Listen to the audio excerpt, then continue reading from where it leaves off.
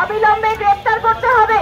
রাজ্য সরকারকে স্বাস্থ্য ক্ষেত্রে দুর্নীতি সিন্ডিকেটের মূল মাথা শ্যামাপদ দাস, সুশান্ত রায় ও সুদীপ্ত রায় এবং সন্দীপ ঘোষকে আগামী 7 দিনের মধ্যে সাসপেন্ড করতে হবে।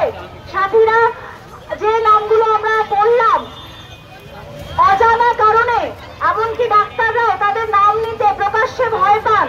আমরা বুঝতেই পারছি যে তারা কোনো একটা গভীর দুর্নীতি চক্রের সাথে জড়িত। এই ডাক্তারদের অবিলম্বে সাসপেন্ড করতে হবে এবং তাদের বিরুদ্ধে তদন্ত করতে হবে। এটা আমরা মনে করছি, আমরা দাবি করছি, কারণ আমরা মনে করছি আরজি করের এই নির্দিষ্ট ধর্ষণ এবং খুনের পেছনে, এটি ঘটার পেছনে দীর্ঘদিন ধরে চলা এই দুর্নীতির একটা গভীর যোগাযোগ ছিল।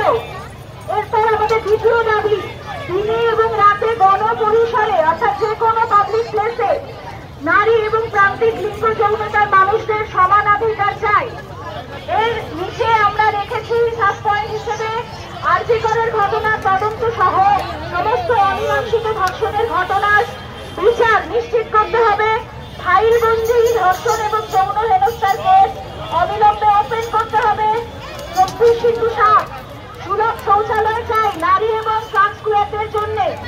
24x7 মানে দিনে রাতে সবসময় বিনামূল্যে এবং সুলভ মূল্যে মেয়েদের ট্রান্স কুয়ারদের জন্য গণপরিবহন চাই।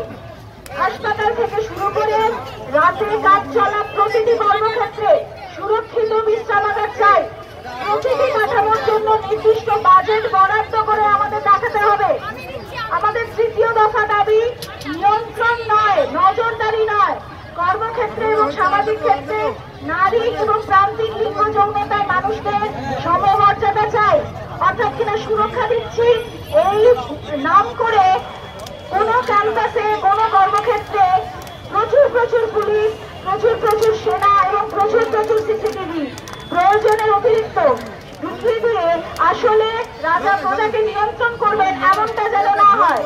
আমরা এর নিচে সাব পয়েন্ট হিসেবে রেখেছি প্রতিটি সংগঠিত এবং অসংগঠিত কর্মক্ষেত্রে অবস্থিত অভ্যন্তরীণ কমিটি আইসিসি।